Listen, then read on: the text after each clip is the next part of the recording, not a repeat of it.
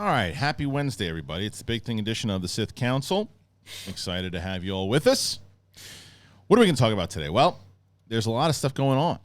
Andor, kind of breaking down what they talked about at Celebration, but the idea that we're going to be getting, I think each show is going to span the course of an amount of years. Like, I know the first season is going to be like over the course of a full year. I thought that was interesting. Some of the comments that Gilroy made, we're going to talk about that. There were some comments that the original screenwriter of Obi Wan talked about. Commander Cody was a bigger part. Reva was going to die on the hands of Darth Vader. I think there's a lot that we'll talk about inside of those articles. We have a lot of questions that are coming in from you guys, so we're excited to talk about that and more. So if you haven't already, please subscribe to the channel. We are almost there. We're like 49,600. We're almost at that 50,000. Contrary to popular belief, everybody, the pie to the face was if we hit it by June 1st, and we're in July now. So, nice try. All right, Jimmy Chicks is here. Steph is here. We're going to have a good show here. It is Sith Council. Let's do it. I can feel your anger. It gives you focus, makes you stronger. Welcome back, everybody, to the Big Thing Sith Council edition. Christian Harloff here, joined as always, I should say as always, by Steph Sabra, and occasionally this character. Every now and then. Every now and then. Nice to have you all back. Yes. Mike loves this.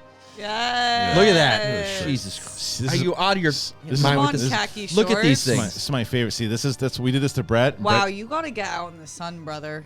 I can't sit there and thirst trap all day long, Steph, in a bikini at the pool, you know. who's to say? It's God 2022. Listen. Look at you guys white like shaming me over here. It's tough being a white dude. It's nice to have you back. It's tough being a white guy. Yeah, I hope that's the only thing that's going to be clipped out. Yeah, by the please way, clip that out. That's going to be clipped out. Tag me.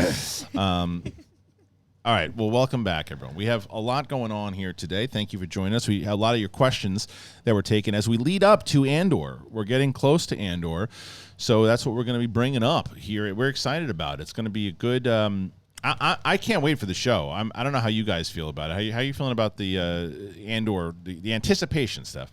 Oh, I'm so excited. I thought it was gonna be next week. Is it next week, right? It's 7 days away. No. Oh. What? It comes out in August. Oh my, I thought it was the end of July. I guess they wouldn't have done that with Comic-Con anyways. Yeah, I woke up and I was like, no, it's not. It's not next week. Damn it. No. No, I'm so excited for this one. I feel like it's a good breathing period, and I can't wait to see it. The trailer, all of us were like, yes. Yeah. At least you and I. Yeah. I feel like Mike was halfway in it, halfway out. I was halfway in and halfway Where are out. you now with the series? I don't know. You know, are you less excited after Obi-Wan? Maybe. Yeah. Maybe Oh, a little really? bit. You know, I'm getting. I'm not. Burnt out is not the word to use. I feel there's so much content coming at us from DC, not DC, Marvel, and Star Wars right now. I'm like not overwhelmed. I don't know what I'm feeling. Yeah. Maybe a general malaise. You think too much? Maybe a general malaise. Yeah, see, I'm I don't- kind of like it's constantly there, and everything that we're hyping up is the greatest. Like you know, we talked about this. We said we thought Obi-Wan had the potential to be the greatest thing since the new trilogy. Since the original trilogy, and I don't think it wasn't. No, I'm with you on that. It was a letdown. So I'm kind of like, yeah. There was a lot of great stuff. But I'm with you. There was a lot of it wasn't that thing that I thought we were going to get. Yeah, for sure. So I'm going in tempered. Yeah, You know, I get I'm it. going in tempered. Yeah, I I'll understand. probably love it, but I'm not this. That's everyone that I'm going in with all these new shows. Like this is gonna be awesome. I can't wait. Because it set yourself up for disappointment. Yeah, I think we have an opportunity to have a pretty good show on our hands. I think so too. Listen to some of these comments here. Now, this is the comments that are coming out. Disney officially released the writers and directors of the first season of the upcoming Andor series, and here's what we got thus far. So they also have the writers. They have a whole bunch of people. But Disney officially released the writers and the directors of the first season of the upcoming Andor series, the Rogue One spinoff that will follow Diego Luna's Cassian Andor in the 5 years prior to the Battle of Scarif. The first season, which airs later this year, is going to cover the first year of that period over its 12 episodes, while the second season, due to start filming in November, will cover the other 4.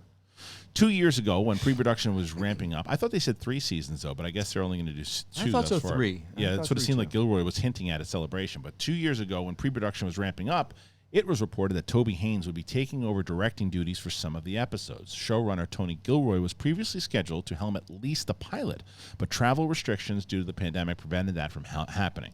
Haynes directed 6 episodes of the first season. A couple of months into filming, it was also reported that Susanna White and Benjamin Caron would be directing for the series. Disney has confirmed they each directed 3 episodes. Here is the official list. Toby Haynes directed episodes 1, 2, 3, 8, 9, and 10. Susanna White directed episodes 4, 5, and 6, and Benjamin Caron directed episodes 7, 11, and 12. I'm not familiar with a lot of these directors, and I'm excited to start to learn a little bit more. Gilroy revealed at Star Wars Celebration that both seasons will work in blocks of 3 episodes, and that directors worked in blocks of 3 episodes. I love this, by the way. This is a good plan. Talk about that in just a minute. After that comment, one would have thought the episodes each of the directors helmed would be consecutive, but that wasn't the case for Caron. It's definitely interesting and could hint at some story threads that would connect episode 7 and the last 2. The WGA had listed the writers for the first 7 episodes, but we now have a more complete picture of what the season's credits will look like. In fact, from the Disney's listings, we see that the WGA had some wrong piece of information as they listed Tony Gilroy writing episodes 1 through 4 when it was Dan Gilroy who wrote episode 4. Here are the writers for the first season. Tony Gilroy wrote 1 and 3, 11 and 12. Dan Gilroy wrote 4 and 6. Stephen Schiff wrote 7, and Bo Willman wrote 8 and 10. Andor is going to debut in the first 2 episodes on August 31st, and the rest of the season will air each Wednesday thereafter. Obi-Wan now in the rear view. More content from the series should be coming out in the next few weeks. Stay tuned. And that is from StarWarsNewsNet.com. Yeah. All right. So a lot to dive into there for sure. Let's get into this. Steph, if you hear that, the way that they're piecing these things out with the episodes, coming out each season being a year. I think that's a good thing. But the other thing is I love this thing about the directors directing in blocks. Yeah, I really like that. I like that Star Wars is testing different things with different shows, like what we saw with Mandalorian, getting different directors for each episode. Some of them doubled up. This, I think, is like, I think this is the right approach, because I think some people were getting worried about them being like, oh, it has to be 38 to 45 minutes or whatever it was. Has to be 6 episodes. Would you stop with that damn shot? Jesus. Don't worry about the shot. God almighty. Come on, listen to the Be words. Professional. God almighty. Be professional. So I think Guy this shoots is great. one show for Amazon Prime, and he's a diva all of a sudden. Yeah, I know.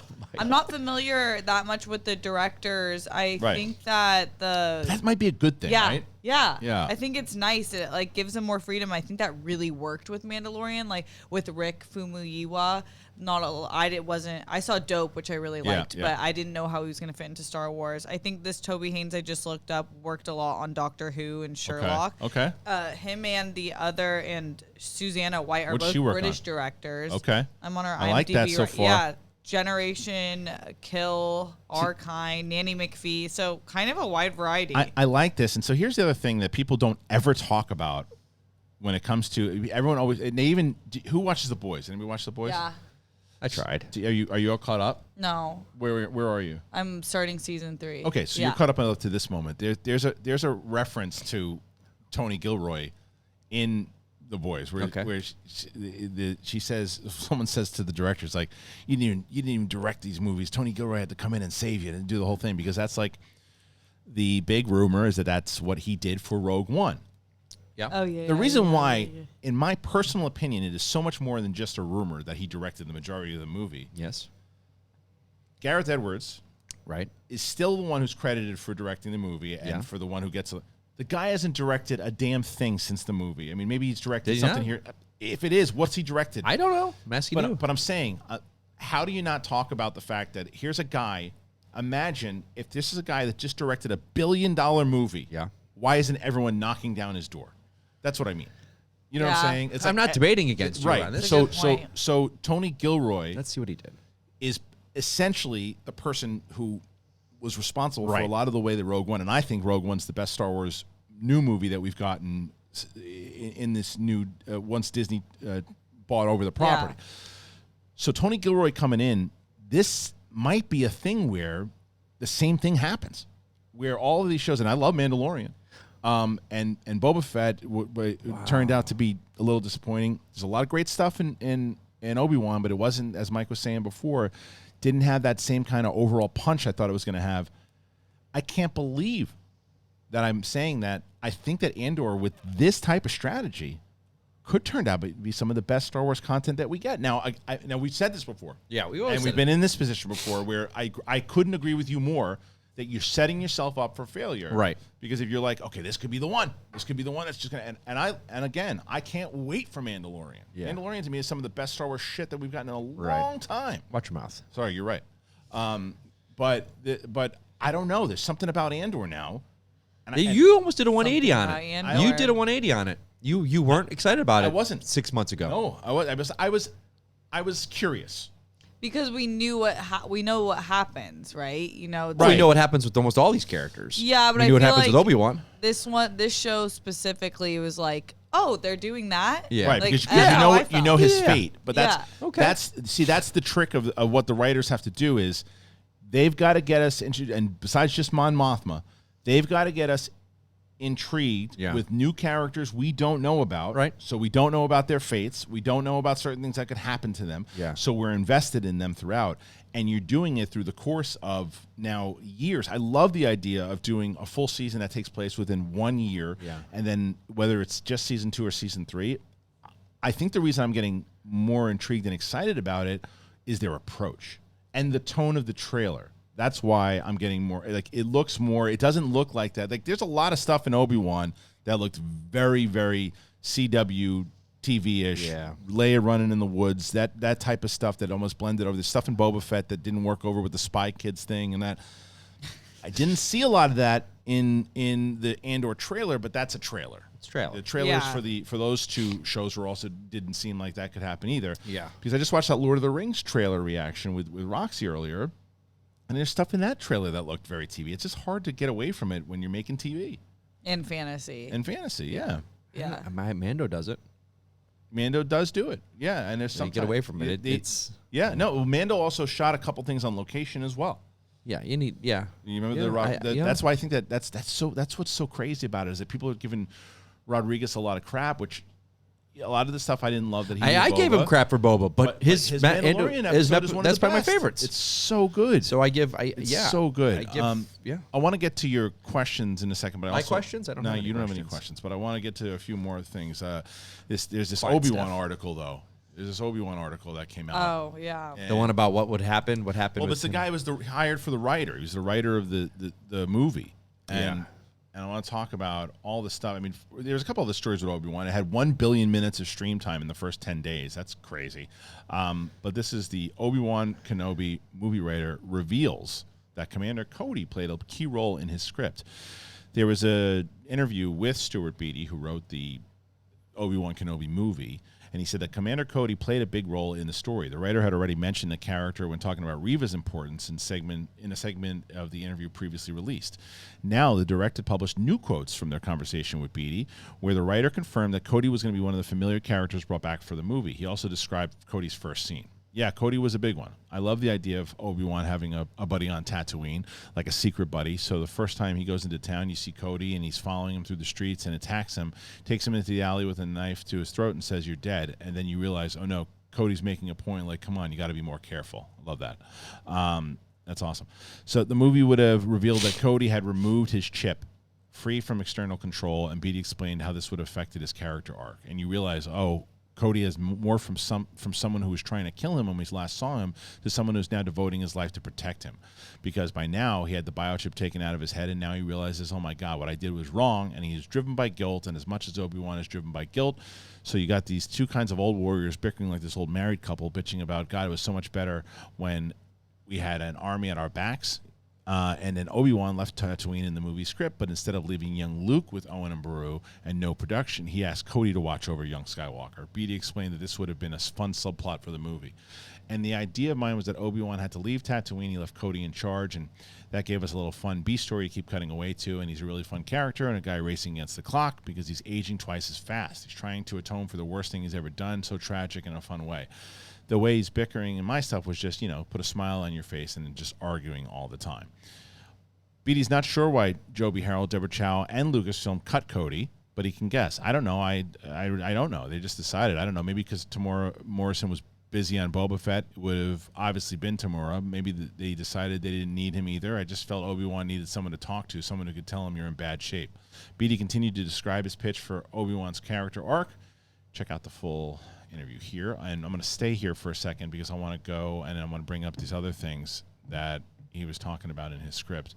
So this is also Obi-Wan screenwriter created Reva, and his plan was to have Darth Vader kill her. Star Wars Obi-Wan introduced audiences to Reva Savander, the third sister of the Imperial Inquisitors, and as it turns out, she was part of the pitch when the project was planned as a film. According to its writer, not only that, but her story had a different ending. For some reason, if you haven't watched Obi-Wan, you don't want to know the details, come back after watching. With an interview, Stuart Beatty, who wrote it, said, I created Reva all the way through, and she had an important role in this version of the story, being the Inquisitor who would target Leia and set the stage for Obi-Wan and Vader. The script he wrote was adapted and adjusted, and the project was converted into TV. However, Reva's original trajectory was somewhat different than the show, which revealed she joined the ranks of Inquisitors to get a chance to kill Darth. And then this was not the case originally, as even though she encountered the fallen Anakin, she would not know who the man behind the mask was. See? Yeah, all right, we're going to start getting into this. She didn't know that Darth Vader was Anakin. Should have stayed that way. Should have stayed that way. Okay, so she didn't know Darth Vader was Anakin because I was like, how would she know that? All she saw was Anakin as Anakin because he hadn't changed in the suit yet. Oh. So Anakin killed her friends, put on the scar on her, almost killed her, left her for dead, basically. I thought, what if she saw everything that went down? What if Anakin Vader killed her, left her for dead, and sent her on this path? Instead, she would have felt a deep disgust for the Jedi Order due to her own feelings of discomfort of being taken away from her previous life as a young child and due to buying into Emperor Palpatine's lie that the Jedi orchestrated a civil war. In her mind, the Jedi Council were the biggest villains in the galaxy. She believed the lies that they were plotting a coup to take over and get power and all that, but they were stopped by the clones. So she believed that's why she's hunting Jedi, because she believed that Jedi are the worst, basically. So all the kind of stuff that just made sense allowed me to create a very confused, conflicted, blinded character. And take her to a place of understanding truth, understanding who Obi-Wan is, Vader is, and what the path is in the galaxy. This is getting me depressed. Beatty went on to explain that in the draft of the story, Reva was the only significant Inquisitor in the story, meaning that stuff like her rivalry with the fifth brother and a surprising move to stab the Grand Inquisitor to take his position were added by the writers on the project. Since the focus of what had been pushed with Vader was Vader and Obi-Wan, Reva was created as a means to draw Obi-Wan out of hiding and get the two to fight. I had no plans to include any other Inquisitors. I knew I wanted Vader, obviously as the big overall villain in this story. And I see him as an antagonist who's going to be more and more with Obi-Wan throughout the show. All right, so there's a lot of quotes here, guys. Still, we were always faced with the fact that Obi-Wan could never kill Vader. So he needed to defeat someone. And so Reva was my attempt to have him defeat someone to save, because he's not going to save Darth. How would she know that this thing in the mechanical suit that everyone calls Vader is the guy who killed her or tried to kill her? So it was Obi-Wan kind of letting her in on that secret and the revelation that makes her go, oh my God, I've been wrong this whole time. The writing is so much better with this. All right.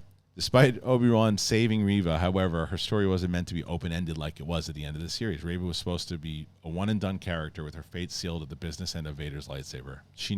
She basically saved Kenobi by sacrificing herself, telling Vader I killed Kenobi, and then Vader killed her, knowing that Vader would kill her. So that kind of completed her arc. I wanted Reva to play her part in the Kenobi-Vader story, which was essentially at the end. She was the one that allowed Vader, basically told Vader to stop hunting Kenobi. You know, she ended that obsession Vader had with Kenobi. She claimed it was over, it's done. That was her role. The writers of the series ultimately disagreed, opting to have Reva figure out that Vader was Anakin on her own and all that stuff. Yeah, so that's enough to talk about right now. There's a lot of it. I don't know. This bums me out a bit, Mike. What do you think? Hindsight is always 20/20. Yeah. You know, it is what it is. But it was there. But that was for the movie. Okay. But they had it, is what I'm saying. But it's then you would have had a 2-episode TV series. No. What I'm saying is, look at go back to sleep. Step. Look at you. I'm rereading. You didn't like what I said, so moving on. No, that wasn't it. I'm saying like the actual story itself, right? That they have. Like, look at the Cody stuff, right? The Cody stuff would be great. The way that he explained the arcs and stuff, just seems better written. But is what I'm saying. It just seems better. Like for example, the idea of so we know that he was the one who created Reva, and the idea to draw that idea makes sense. And even so, like, you're still putting a lot of pressure on somebody to come in and do that, but you're creating this character, bring it up, being the only. Did he create her as an Inquisitor though? That's what he said. Were you not listening? You weren't I'm listening listening. all the way. So the only Inquisitor is Only. it was the only one. Okay. So he created just that Inquisitor, and because there was no battle with the Grand Inquisitor, it was just to bring it up because she thought that it was Anakin that killed her and her friends when she was younger. So she hated all the Jedi because of it. I get that. And didn't know that was Vader. Joined Vader because she thought, that's right, kill them all. That's right. And then once Kenobi lets her in on the fact and says, look, I got something to tell you here. Yeah. That dude that killed your friends, that's him. And then she goes, holy crap, I've been doing this wrong the whole time. Yeah. I got to protect this guy. And that arc makes way more sense than why. Well, I knew it was him, and now I'm going to try to get on the inside and kill him. Right. The writing was not great in this show. Do you feel the Inquisitors were brought in because they're like, well, she's an Inquisitor. The fans are going to eat us alive if we don't show the Grand Inquisitor, so we got to throw him in there. Like, to me, you guys are the Clone Wars aficionados. Rebels, you mean? Rebels aficionados. To me, I hear all this Inquisitor talk. They're so badass. All they did was mope around. In this the show, one guy, you Reva, not going to be what you want to be. And he would do that. And the other guy was like, I'm going to bring back my saber and kill you. Who here would like to understand what I'm going to do? And then the one girl in the background. That's all they did. So you're proving the point. Right. They should have been there at all. Should have just been her. Yes. And because the difference is this. When you put that in there, that's what her arc is, stuff. Like the fact that like she was hunted down by who she thought was her protector and bought in on the lies that the Jedi were the evil ones. Look what that guy did to you. Come fight for us. Yeah. And she becomes an Inquisitor and hunts them all down because she doesn't want that to happen again. And then the big reveal is when she finds out through Obi-Wan, the guy you're working with is the guy that tried to kill your ass. Yeah. And then she goes, wait, what? And then there's so much more into it. You don't need all the other stuff there. You don't need all that. And it makes like her knowing about the Anakin thing. Yeah. It takes away from all Like, of that. And it gives Moses Ingram more to do. And she dies by Vader's hand. That makes much more sense. What was the Inquisitor, the fifth brother? Was it Sun Kang? Was the actor? Yeah. I liked his character. I had no idea who his character was. Like what he was doing, even though he wasn't given much. And it never gets paid off. I know, but I love that character. I was like, let's see this guy. But he's shoehorned into this. Well, like he was. I guess the answer would be season 2 is probably going to be given more with about the what Inquisitors. he did so much with what he was given. Yeah. But the Grand Inquisitor, I hear like Cad Bane and what was it, Boba? Boba. I heard all the stories about him, but his brief moment, I was like, oh, You got it. I get why Right. everyone loves this you guy don't really and the get badass to, he is. You don't really get to see them in Inquisitors, action. I don't even understand why. Like, just throw him in with the helicopter blades and land and do something cool. When you see the Inquisitor the Grand Inquisitor in Rebels. Yeah. Like he just comes in, he's cutting heads off. So do you think they were like, Lucasfilm was like, all right, we're talking Inquisitors, we got to put them in here because the fans will eat us alive if we don't. I mean, I don't think it's that they eat us alive as much as like, well, or more like, look No, at this fan service. I feel like it wasn't about the fans and more about a different story of how they were telling Reva. Like, and I think it is a stronger plot point to show that if Reva had a conversation with Vader or Palpatine even being like, no, it was the Jedi, like showing her like they did all this, convincing her of this, as opposed to the storyline they went with, which is all of these Inquisitors are like just wanting Vader's attention. Yeah, they just want to be the Grand badly. Inquisitor. They just everybody, they're trying to battle each other, but it's like, and you get the special pin. Yeah, and that's why if they would have said, but to answer your question, what they could have done is that they could have mentioned the Grand Inquisitor. He's off doing this. We need Reva to do this, and she's out there, and that whole arc showing how that started up. I got to tell you, from hearing what Stuart Beattie was talking about, his version and the Cody stuff. The Cody stuff to me makes more. But I'll tell you why I like the Cody stuff more so than I do with Owen and Beru. So because there's Owen and Beru fighting at the end just didn't work for me. It's like because it came out of nowhere, and they got destroyed by the stormtroopers in episode 4. They put up no fight and they just got killed at all. 9 years later. Like, they just Yeah. got killed, and they were able to fight off this Inquisitor, and they couldn't figure out how to kill stormtroopers who can't hit anything. It's like, that was silly. They're not fighters; they're farmers, and it was because I get it. And the idea, like, and the protection of it, and even at the end of that show, where 9 years later, he hates him again. Yeah. And by the end of this show, he didn't hate him. He was like, "Yeah, you want to meet him?" And it's like there were a lot of inconsistencies to it at all. And I think that I don't know why they went. But it's. They could have turned that script, what he's talking about, those moments, they could have expanded that overall plot line into a movie. I don't know why they changed it. I think it worked. I honestly think this I enjoy it as better. a fan. I love the Cody stuff from his script. I would love it, but if it you doesn't can come make up with sense because Obi-Wan needed to be by himself, alone. If he has a buddy, so it's like, oh, life ain't too bad. We got my old wartime pal here. We're mending fences together, like. Remember when they were like announced that they were going into reshooting and rewriting On Obi-Wan. Yeah. Okay. What was the catalyst of that again? Wasn't that when they announced probably all Hayden this stuff that they Christensen wanted- and people lost their minds, and Yeah, then but there's a I lot of felt like stuff. they were rewriting it to add more of him in? I don't know. I don't know if it was that what they were. It seems like they were rewriting a lot of this stuff, and I don't know where those notes came from. Right, so this is why when it comes down to it, there will be some people in the comments that say, "Well, it was a Disney note. We don't know that." Well, we also don't know if was it a Kathleen Kennedy note. Well, we don't know. This is where was I it think a Deborah Chow note. Or Ewan McGregor. This He is where I was think in things EP. are different with the Star Wars shows we're getting. You could tell Filoni and Favreau really were hands off on this show. Oh yeah, they were not involved. You can tell it. Like Mando, even though we've got all these different directors, it all is consistent and all works, and nothing's conflicting canon or anything. It just all fits. But the other shows where those guys are not really involved, you're like, yeah, there's a lot of notes that are made in this show, and what's going on? Why are you doing this? And I mean, as much as it is, a lot of what this show did was conflict.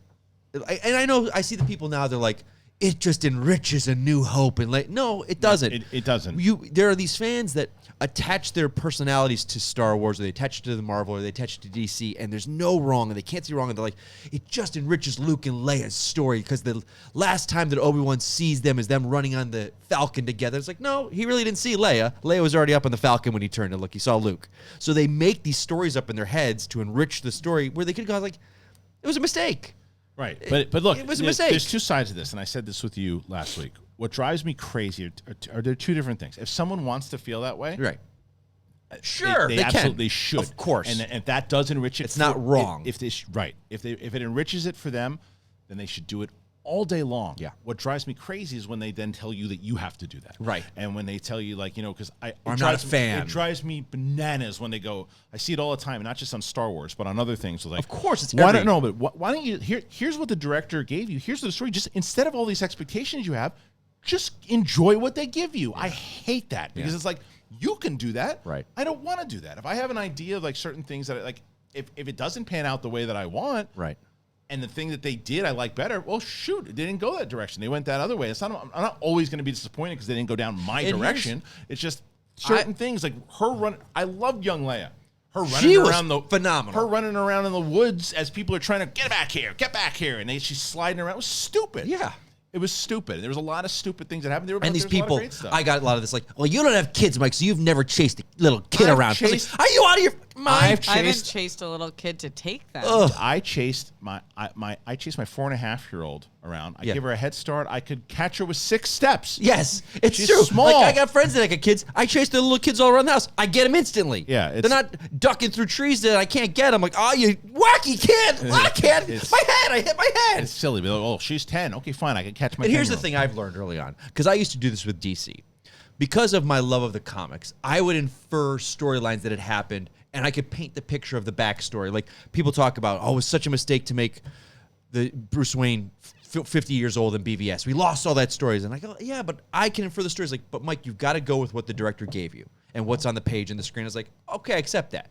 But to tell people that they're wrong, that's unacceptable. That's what I'm saying. You can have expectations of Right. it, and you can say, you can look at what the director and the writer said, and you can also you have the two things to say. Yeah. I like that. Yeah. I wasn't what I was expecting. I like that, or I didn't like that. You and don't I, dig it. pre seeing this, we're like, this is going to be the best thing since the original trilogy. The trailers were great, and Steph and I talked about this at length. some great stuff. That end fight is awesome. I Yeah. still think it's missing the music. I think that it's missing. yeah. There's missing a lot of stuff, but the fight's awesome. There's still a lot of questions I have. All the same thing though. He's lifting. Someone asked me today. He's lifting up all these rocks and he's throwing them, and then 9 years later, that's gone. You can't do that anymore.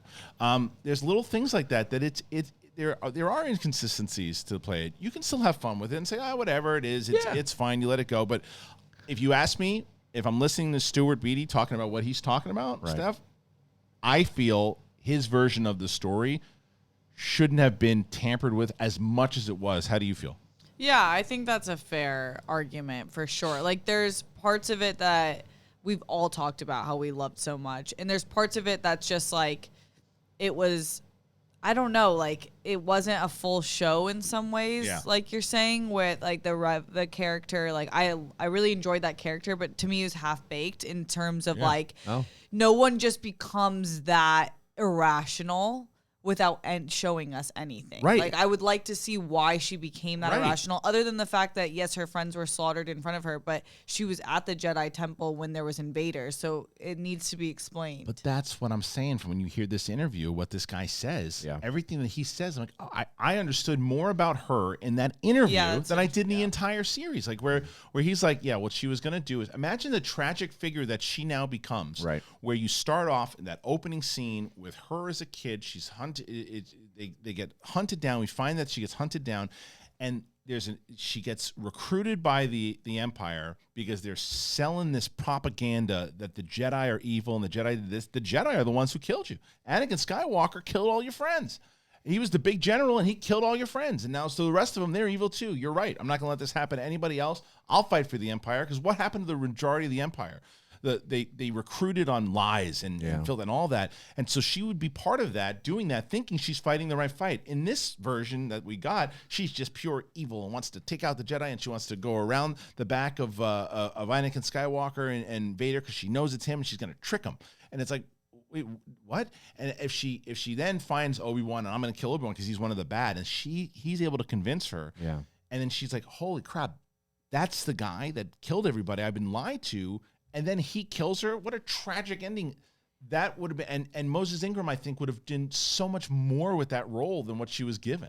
Well, there's just also so many more ways she could have attempted to kill him that didn't have to do with a lightsaber duel, like, alone. Right. Like, you are on the same spaceship with him half the time. Like, you have the same base as him. There's so many times he's vulnerable in the back to tank. Like, there's so many different things, and you going 1-to-1 with like the most notorious killer right now. Yeah, it's interesting. All right. So anyway, I'm very curious to get everybody's thoughts on what you think. We have a lot of people out there that are video creators. A lot of people out there that are constantly making videos, trying to find new ways to make your videos better, and that's why you have Storyblocks. Storyblocks is fantastic, and a lot of people have been checking it out, and I'm excited about it, that more people are signing up to Storyblocks, because their sole purpose is to exist to help you bring all your stories to life. And you don't have to sacrifice your vision due to time, budget, resources. They have an ever-growing library. It's demand-driven. They're constantly optimizing and adding to their 4K HD footage. They have After Effects, Premiere Pro, all of it. You got to choose a plan that works for you from their selection of flexible subscriptions that scale to give you all the content and the tools that you need to focus on creating, and don't worry about budget. There are a lot of people who are consistently making videos. I only want to know how to make them better. And you know the video is the most effective way that you capture an audience's attention, and as a result, modern storytellers are challenged with creating more video content at a higher quality, involving more voices in the process, and distributing on more platforms than ever before. And whether it's output demands, time, budget, knowledge, creative inspiration, passion, burnout, mental health, all of it, that's barriers that creators face. So what you do is you go to storyblocks.com/bigthing and choose one of those plans. Use storyblocks.com/bigthing. And the other thing for you guys to know about is that when you do that, you help out the show tremendously. You help yourself out. And for people who've been talking about the Schmodown and all the kind words that have been coming in, thank you, and have been asking, how do I help the show? How do I support the channel? How do I help the people involved in it now? There's a lot of different ways. One way, the simple way, you subscribe to the channel, you leave a comment, you help with the algorithm, you get more people watching. That's a simple way. Simple way, download the podcast. Go to The Big Thing. This is where you can find this every Wednesday. This show airs on The Big Thing podcast, but we also have the other show that comes out every Monday, Thursday, and Friday, and the link is in the description. You can join the Patreon if you wanted to do that. If you're able to do that, your means allow you to do that. Or you can get one of the many sponsors that we have, especially Storyblocks, storyblocks.com/big thing. All right, we did get a lot of questions coming in. Cool. Yeah, we got a lot of good ones, and I'm excited about that. So let's start.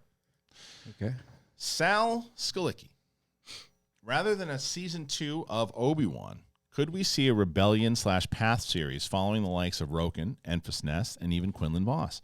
I'd much rather get that and maybe involve Maul and Crimson Dawn into that story. Thoughts? I love the idea, Sal. I think it's a great idea. I don't know if they would do that, though, because I think that goes back to what Mike has been saying for a while is I think that they're nervous to go outside of really recognizable characters. Yeah. And I don't think that they're going to feel that Roken and even Quinlan Vos is we're more attached to Quinlan Vos than like you are, right? And so I don't know if they would ever do. I think that they could take risks. That's where it comes down to how much do you rely on your story. And when you hear a story like the Stuart Beatty one, though, that makes me nervous because it seems like when they do have a good lock on, like that story sounded awesome. Yeah. I don't know. I would love to know what.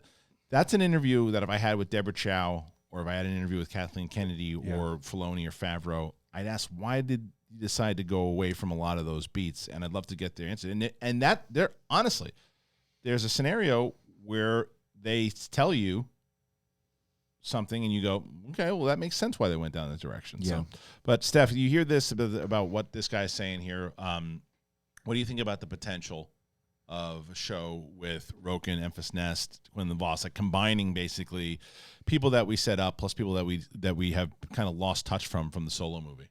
It would be really cool. I think that we're a few years out from them doing newer characters because I don't think that they've yet, like just even reading that interview we just did, I don't think they've caught the wave of how they're going to create shows that aren't attached to a lot of nostalgia and characters that we're familiar with. Like Obi-Wan really worked for me because of nostalgia and the characters. Like anything I got with Obi-Wan and Darth Vader, I just ate it up. But like, so does the Acolyte scare you? That's going to be all new. Yeah, no, it doesn't. I mean, it doesn't. I'm excited for that. So because I want to see the dark side of the Force way more. But I'm nervous in the sense that like the show, if you don't have characters to rely on, then you just have to make the show really well written. Yeah. Mike, what do you think? It's not one of the first ones you'd pick. No, it would not be. Yeah, it would not be. So, I think that for me, I there like it is. You like that shot, of course. I like the idea of it. I think it could be interesting, but it's not. If I'm running Lucasfilm and they have all these different ideas that are coming through, it's not the one I'm greenlighting up top. But I don't disagree with him. I think that if someone said, all right, you get Obi-Wan season 2, or you get his show, I'm taking his show. Oh.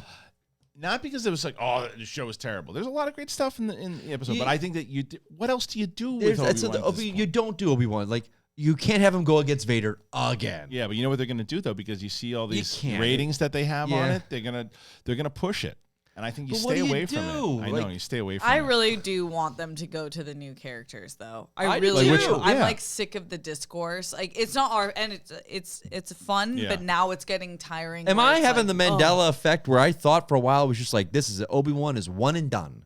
We're telling our story. It was supposed to be one and done. That was what it was. Supposed to be one and done. Okay. Yeah, but they once they saw the hype coming in and see how much the trailer was doing, they started talking about season 2. That's when I think it might happen. It very well might happen. I think now that being said, I think that you find a way for Ewan McGregor to be Obi-Wan in other shows. I think you can put him in and let him show up in episodes of other shows. You don't need him to be as much as I love him in the role. I just want him being in Tatooine in that little hut, just getting old. Who's to say it couldn't be during the Clone Wars era? Who's to say it couldn't be at some other time? You know what I mean? Gotcha. Put him, get him involved. Have him as a freaking Force ghost in something. Who knows? But like, I think that you could. They're going to use Hayden again for the Ahsoka stuff. Because his story, but I do like Sal's idea a lot. I just don't think that they would do that. Okay. All right, Justin Clement. In my mind, the next major trilogy should be set thousands of years away from the Skywalker saga and be about the rediscovery or loss of the Force. What's your wish? I think that's kind of what Steph was just talking about, right? Of just trying to get away from all the expectations and everything too. Now, I always thought about, for me, it's always the Old Republic is going back. What are you doing? Are you checking your work schedule? I'm looking up notes. What notes? What notes? I double schedule. What notes are you looking up? I'm trying to find out season 2 of Notes. Obi-Wan. You are lying through your teeth. What were you doing for real? Don't lie. I'm looking up a picture of Obi-Wan as a Force ghost. That makes sense because we're talking about that right now. We are. We just did. We just did. I can't predict what we're going to talk about in 5 Well, seconds. if you would listen to the question. God almighty. Hey, Mike. It's good to be back. Going to a plant. Oh, I got fallen over for real. I don't know if we even told Going this. to the Sarlacc pit. Oh, it's really good. Jesus Christ. I can't with the two of you. Cheese and rice. All right, God. Yeah, anyway, we spent the last time bonding. Yeah. How many shows have we talked about where I said what I want for a trilogy? I don't want a Skywalker. I don't want a lightsaber in it. Nothing. You suck sometimes. I really Do love I? you. Do I suck sometimes, Sabra? yeah, the audience thinks so. It's funny. No, How do I suck? No, they missed you. They missed you. But who says that about Star Wars? I do. I don't want you. Why does it have to have a Skywalker or a lightsaber? See, you had That's me- the world. Yeah, I see. We don't need I'm it. okay. See, you got me with Just a yes or no, please. You're about to get kicked off the show. Just a yes or no from you, please. Actually, you know what? No, I have a better idea. Do it. Do it. Here you go. Skywalker. see my nuts hanging out there, It's like a bulldog. The bulldog just camped out waiting for his treats. There you go, just for you guys. Not a bulldog. What's the opposite of moose knuckle? Cannonball. Anyway, listen. So Would you like a tea for this morning? We just listen. Tivana? There's your Stop, tea. Stop this. The Skywalker stuff you got me with. Yes. Lightsabers, you're a moron. No. You're Why? a moron. You're a moron. You're an idiot. It's okay. You're not allowed to watch. Good counter. You're not allowed to watch The Acolyte. You can't watch that show. That's not. That's. You're not allowed to watch that show. You're not allowed. There will be a No. show. You can't. There will be a show one day that doesn't have a Skywalker. That doesn't. Have Okay, then you can watch that show. That doesn't have an effing Andor. lightsaber. In it. Andor. Yeah. So there's your show. Nah, there's a lightsaber showing up in that show somewhere. I guarantee it. Okay. 3 seasons, there's a lightsaber popping up All right, well, no- somewhere. Okay, but at least there's a chance it'll be less if that's what you Right. want. I don't have to get what I want in life. Well, there you go. So now Okay. you just figured out the secret. But one day they'll make a Star Wars show. But I do agree with this guy, though. I think- want the High Republic. You do know it almost Solo almost did it, except for the end scene. the unseen. But It listen, almost did it. Listen, what I would No tell Skywalker, you, what I would no tell you, though, lightsaber. the thing that was interesting, I do want, whether it's High Republic, Old Republic, that's where my mind has always been. I haven't really thought about it until these comments came up about 1,000 years in the future. Oh. Like, it's always been behind, like, what happened 1,000 years after Rey? Now, that would probably be a movie. That's probably where that would come from, but like, or like 100 years after Rey. Yeah. 200 years after Rey, like what the legend of Rey? Rey's gone now. Everybody's Yeah. gone. They're all the sequel trilogy characters are dead, and now it's brand new people. Yeah. And what does the world look like? That could be very interesting. I know what they would use. What's that? They wouldn't use Lightsabers? lights. No, they wouldn't. Yeah, they would. At that point, they would have evolved the Force, and they would Oh, be able to. They'd be able to create the lightsaber from energy with their hand, so they wouldn't even have a physical lightsaber in their hand. That's what would happen. See, All right. good storytelling. Good story. All right, let's get to the next one. Don't hate me, Steph. Why? It does, don't 'Cause I don't- suck? Don't humor. Don't humor. Reek loose. I like that. Do you think a Star Wars series set far in the future? Look at that. There we Say go. 1,000 years after the rise of Skywalker, instead of 1,000 years before, and maybe go. this show the evolution of the Jedi Order, maybe introduce a new Sith type of antagonist. Love the show. Big man from Scotland. Good luck with what's next. Big for you. fan, Yeah. not a big man from Scotland. What's he say? You were like big man from Scotland. That's No what big it's- fan. Love the show. says- Big man. Oh. Dummy. You stupid. See, you really don't fight if you're dumb. But I think he meant to say, love the show. Big fan from Scotland. I don't think he's saying I'm a big man in Scotland. Steph got that. What did you say? Can I leave now? Is the show over?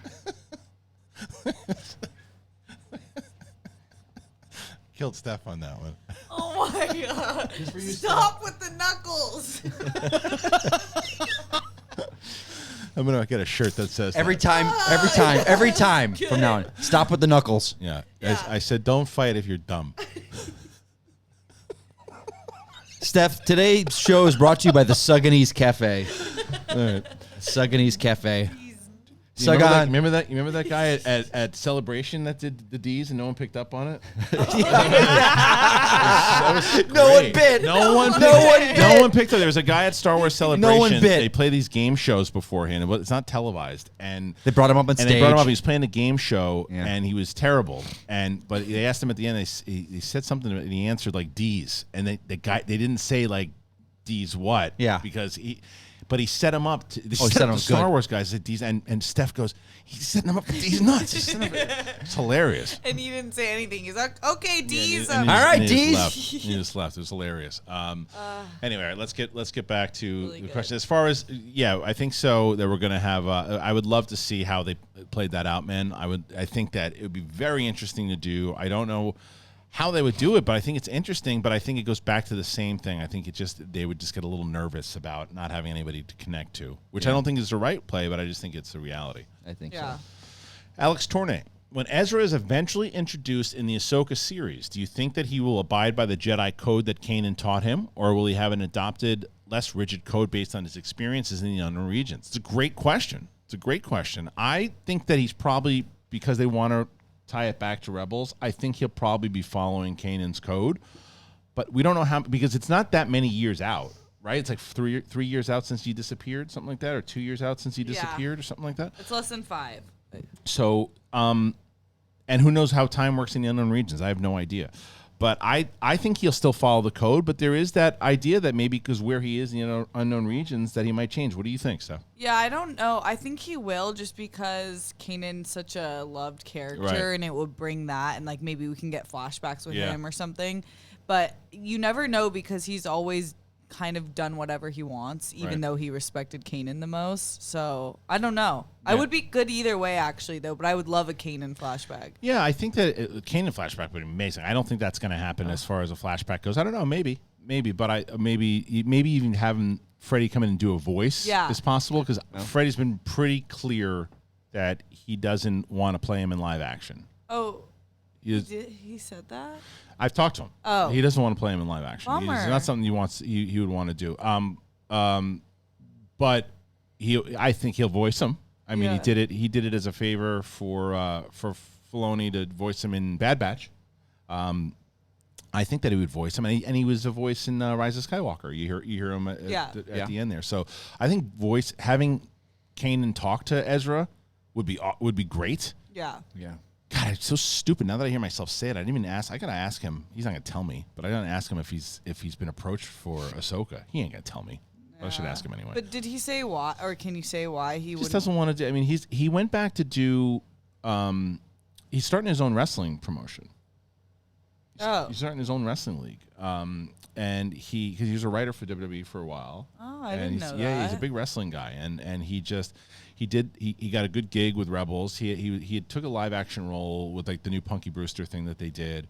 But I think that I don't know. He's His been focus isn't acting. yeah. I as mean, I don't much. know. Maybe if they really approached him, he would do it. But it's every time I've talked to him about it, he doesn't really seem like it's something he would want to do. That's fascinating. Yeah, 'Cause he's but- one of like the sickest Jedis ever. He's great, but I also think that Kanan at that point, Kanan was still in like his like late 20s, like early 30s. Freddie's like almost 50. Yeah, you know? that's true. So that's the other thing though too. So anyway, all right, let's move on. Great question though. Thank you so much for that. Next one, Paul Reaper, an adaptation of the Darth Plagueis novel series with Timothée Chalamet as Palpatine. Tom Hiddleston was always my pick, but I feel like he's too recognizable as Loki now. Yeah, but Chalamet it doesn't have that obscurity anymore. Chalamet is very no. I call him Chalamet. Oh, Chalamet, I understand. Is that your type? Okay. Usually not. Yeah, but he's got it. But It's good. he's got it going on. Like Yeah. I'm like, wow. Okay. He loves Yeah. to dance. He loves to do that. He just does that in every Yeah. movie he's in. No, I don't know. I feel like he's he surprises me in a lot of the roles he does. Everything. So He was great. Dune, he was sick. great in He was Dune. great, and I didn't think he was gonna. I didn't love that role for him at first. So I don't want to say he couldn't do Palpatine because I think he's like one of the best working actors. But that wouldn't be my first pick. I think he'd pull it off. I think he could pull it off. I just think that for this guy's particular point of having more of an obscure because he although his point is more so that Hiddleston is so attached to Loki. Yeah. Chalamet's not necessarily attached to anything in particular. You No. know, he was in Dune or Little Women or the one with Call Me by Your Name. yes, but not a particular role He that he's doesn't have locked a role that he's not yet. like Not yet. We'll see how Dune 2 synonymous does. with. No, not yet. And so maybe that's true. And I think he could pull it off. And if they adapted the day that they adapt a novel, someone said to me yesterday, like, you're always saying that the novels they'll never do it. Yeah, but you have to realize the continuity. First of all, they don't really pay attention to the continuity in the novels and the comics. Like, they don't. Filoni, first of all, does not care too much about the novels and the comics. You even talked to him about it, and he was like, he didn't say those particular words, but you can tell. Yeah. He's not going to mess with his continuity, as we saw in Obi-Wan with Rebels or Clone Wars, TV and film. That's all the big part of it. You can also adapt a novel like Darth Plagueis, which is not canon, by the way. Yeah. And you can adapt that novel, and you can make it because you both have not read it, right? No. You only know it because of me. Yeah. From me talking Yeah. about it. There's any of the story points. That's my point. It's like there's a very small pocket of people who have read that would know what the hell's going on anyway. Yeah. Well, and that's like a lot with a lot of the novels. Yeah. Yeah. What if they got that guy? I forget his name. He's like the new villain in Stranger Things. I feel like he looks like creepy. Yeah. Cool. I've seen him in some Yeah. other things. He rocks. Yeah, he was good. That kid from Vecna. Yeah. Yeah, he's good. Okay, he's good. Did you watch Stranger Things? I haven't watched a single episode of it. Oh, it's so good. Dude. Okay, the I'll last take your word episode, for that. season 4. Okay. You finished it, right? 4. I'm almost done. So good. Yeah, it's excellent. So it's good. it's long though. Oh, it's good. Okay. It is. It's All right. so Yeah, good. I'll get right on that. Yeah, no, you won't. All right. I know. You're in one of your moods today, huh? No? No. Okay. It's just we're imagining it. All right, here we go. Next question. This is he says. Brian Nussbaum, should Star Wars do a what if series? Yes. I agree with that. I agree. You think animated? Sure. You'd have to. Yeah, you'd have to. You'd have to. The cost It'd of be it too would be expensive. ridiculous. Yeah. Yeah, I 100% agree. I mean, just think about some of the obvious one would be what if Anakin never went bad, right? Yeah. Then what if Leia would have Went to the Tatooine. And then so it's there's so what So if many. what if the chips didn't work for Order 66? What if Han stayed in carbonite? So much. I mean, Yeah. there's so much There's that they so can many- do. I would love to so see many that great ones. series. I think that they're gonna just keep focusing on Marvel What because if- Marvel's like that's our thing. What if Anakin, they realized he was bad early on, and they didn't train him as a Jedi? What if they never picked them up? Yeah, like all What of if- that. yeah, So what if it's They landed on There would it's be a crazy. great. I would and get the what if team from Marvel to work on it. That would be great. I think that would be a very. I think it'd be more successful than the Marvel one, to be honest with you. I was surprised the Marvel one didn't, because everyone, when that first trailer dropped, went nuts. Yeah, and I love that loved series. that what Me if too. series. I loved it. I did Too. too. Yeah, it's But I don't- it It's doesn't get lower the ranked love. on everybody's things. I think it's like it's the reason. Same thing with Bad Batch, because to a majority of people, it's Animation. and they just Yeah. are like, eh. But the difference is that there are a lot of majority of them. I mean, I think like Animation's great on it. minus Downey, but a lot of the like Rachel McAdams. There were a couple I mean, there were voice a lot of- actors where there was, because they got so many of the actors. Yeah. When they didn't, you're like, You just knew it. Yeah, or like- some of the actors that they did get, you're like, oh, you're not a Well, voice Downey- actor. You sound kind of weird. Oh, you're right, you're, right, you're right. just right. you're very flat. Yeah. I would love that though, Brian. I think that'd be Yeah, a it'd be great idea. Great. Yeah. Eric Slaby. What are your thoughts on the comments from? Oh, we captured that one. Yep. today. Yeah. Okay. Ronan Unchained. Did you all get your tickets for Star Wars Celebration Europe 2023? Will there be a push for a Sith Council panel? All right. So the answer to that is no, not yet. And I think that when it comes to, as I mentioned on this show, I'll mention it more on Big Thing tomorrow with Roxy and Brett. The Movie Trivia Schmodown was a part of my life for 9 years, 9 seasons, and it's coming to an end this year. And the question has been, well, where are you going? What are you doing next? My goal is to continue to build up this channel and get this channel as active and as big as we can get it, because to be able to do things like going to Star Wars Celebration, being able to keep myself, Mike, and Steph, like, and I'm going to talk about this more on Big Thing tomorrow, but I'll talk about it here. I mentioned I had released a clip of my stand-up that I did from a couple months ago, because not only did I want to put it out there, but I also wanted to, I'm going to start doing, my goal for 2023 is I want to start a tour happening for this network. And what I mean by that is not only doing a stand-up with myself and Brett and Kate and Winston and Coy, I want to bring Sith Council on the road. I want to bring Big Thing on the road. And I want to do, like, my goal is like in New York, like January, February of 2023. I want to do a weekend, and I want to have like a Sith Council show maybe on like a Thursday, and then Friday we do a Big Thing with a stand-up show, and then Saturday is a stand-up show and a Big Thing, or Saturday is a stand-up and Sith Council, whatever. We rotate throughout it, but I want to, in order to do that, obviously I've got to get this channel to a certain place. I got to make sure that you guys want the tickets. I got to do all that. So Star Wars Celebration is going to be expensive. So we got to figure out how all this is going to work first. So give us time. And hopefully if it doesn't work there, then we'll try to do it in 2024, 2025. All right, let's get to the next one. And that is, what the hell's going on over here? What'd you mess up? Here we go. Where's this guy coming from? He's gone. You got it all. Is that it? All right. Yeah. So this is, we did that one also. Sorry. Nut Lotion. How do you think Hayden's performance was in the Kenobi show versus the prequels? What are you laughing at? I got his name. Yeah. What do you think about He's great. I thought Hayden was really good. He's great. As far as compared to the prequels, tougher, right? I think he's older. He's more experienced. He's got I the also benefit think of experience. And he was able to act more so, not necessarily on location, but I think the volume gives him more to work with than the green screens do. Yeah. I thought the scene that he did with McGregor in the prequel scene was great. What did you think about Hayden? Yeah, I love Hayden. Yeah. I want more Hayden. I wanted more Hayden in the show. I think he's great. Yeah, I would have liked to seen him do a little more. Yeah. Like the writing a little bit more. I'm curious what they're going to do with him for Ahsoka. All right, let's move. Let's keep going. Okay. Daniel Martinez, do you think Andor has the potential to be the best Star Wars show out there? I think, and I'll take hot take here, I think that Andor has the potential to hang with Mandalorian. Okay, that's a hot take. I know.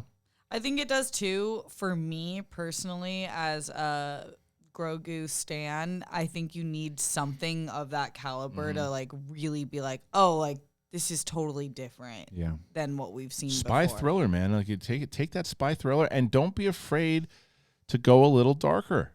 You know, that's the thing. Totally. And I'm with you 100%. No more kids on the journey where you got to protect the kid or protect the Grogu or protect it. No more of that. We're getting Skeleton Crew, so I feel like Yeah, right. And the Bad Batch, the Lone Wolf and Cub thing, like everybody's doing it. No more of that. We don't need it anymore. It's like it's between the same. And Mando 3 will be it again. Yeah, but he'll I think have Grogu he's going to be with him. But I think Grogu's starting to grow up a little bit. At least Grogu though has the Force fully. Yeah, Grogu's growing up a little bit. Okay, he's saved Mando a few times. His mission isn't to protect him anymore. He's always going to, but it's not his mission. Okay. Would you ever want a movie set in the far past called The First Jedi, or Finding the Force Kyber and the First Sith The Fall? Lord of the Ring fantasy vibes crossed with a biblical morality tale. So, well, that's cool. Well, they were going to do that. That was already a thing. Like Benioff and Weiss, the heavy rumor that I heard is that's what it was. That's what it was. It was the start of the First Jedi and the Sith and how they broke apart and the whole start of it. That was the rumor. Whether or not it was reality, I don't know. I happen to believe that it was, but that's been talked about, and I would love to see that side of it. You don't feel that way because you don't want to see any more lightsabers.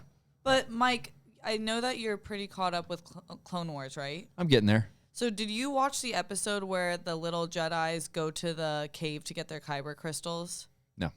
It's like an episode you think doesn't matter at all, and I love it so It's a good much. episode. It's such a great episode, and I like love that idea of the journey of that. Well, that's why I also think we're going to start talking a little bit more about Skeleton Crew, with John Watts and what he's done. Because I loved his take, what he told us when we ran into him, of what it's going to be like. He's going more serious with it. He's going more Stranger Things with it. He's going. What was the reference that he used when we talked? Oh yeah. Oh God, what was it? It wasn't Stranger Things. It wasn't Stranger Things. It was an adult. Yeah, not Goonies. Oh, you said Clone Wars. You said Clone Wars. It was Clone Wars. Oh yeah. Yeah. Yeah, you said it's more Clone Wars stuff. So being able to go because even Rebels, which I love, Clone Wars got a little dark sometimes. Yeah. And that's what I hope to see, and I think John Watts can do some fun stuff too. And no one's talking about that yet because it was just announced. So, all right, keep it on moving. But I do like that idea for sure.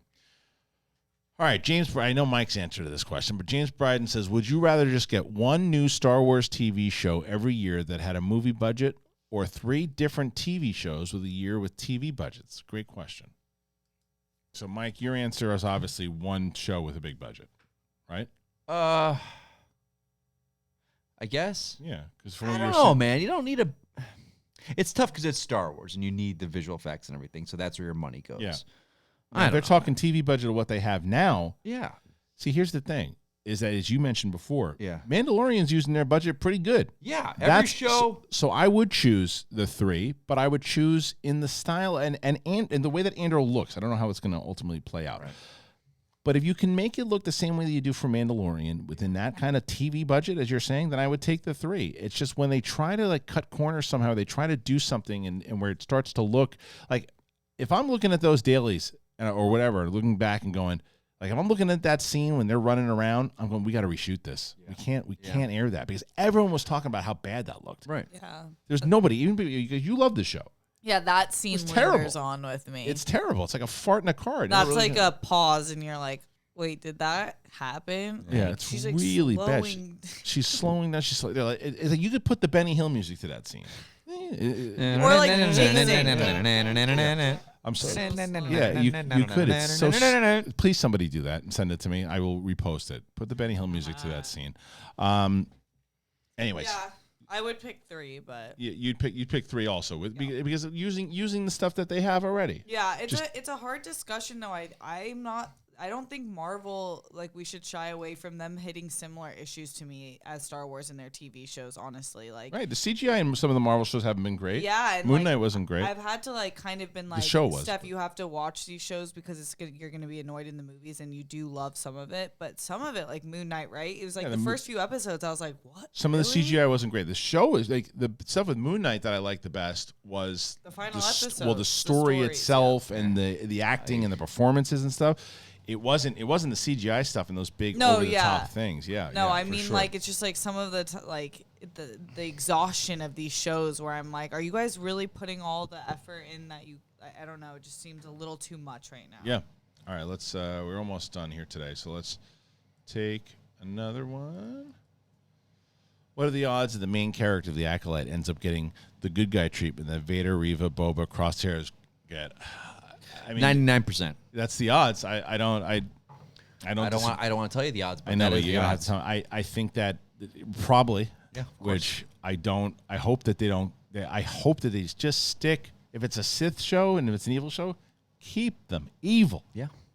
Yeah. It's let's stop the trope of the kids running around and saving the kids, and let's stop everybody turning good. Yeah. Because, like I said, when you heard Stuart Beatty's thing, that to me would have made more sense of the turn. Yeah. Because she was tricked. Sure. Because she was Anakin was. She was tricked, and let me see. Like Anakin was. Yeah, she was tricked. She was tricked, and she thought that she was fighting the right fight, so she never really turned bad. Yeah. In her mind, she wasn't bad. She was hunting down the bad.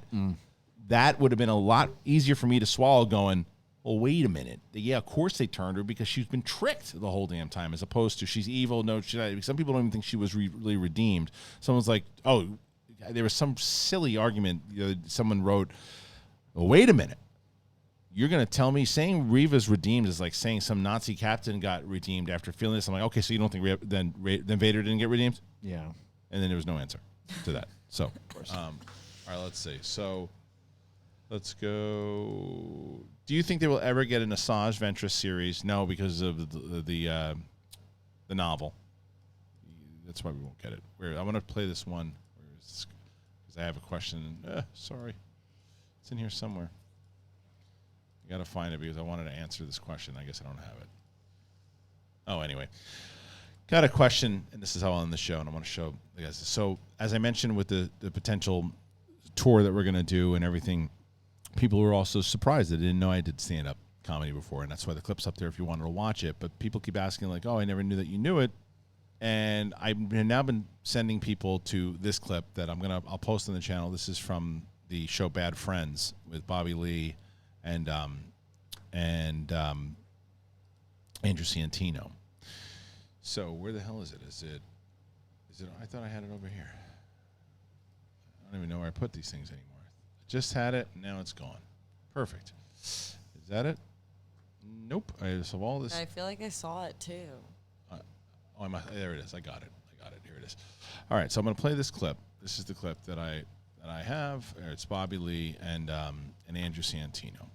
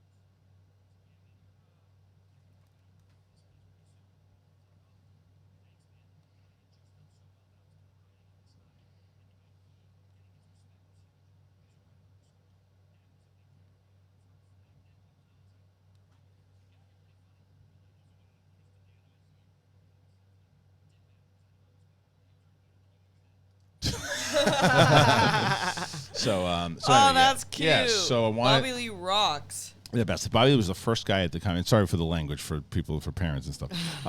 But yeah, so I want to let people know, like, I've been doing this for a bit, and that's why I wanted to. I want to take these guys on the road with us, but please support the show however you can. As I mentioned before, like, comment, if you can, download the episodes, Patreon, Storyblocks, whatever you can do, whatever in your means.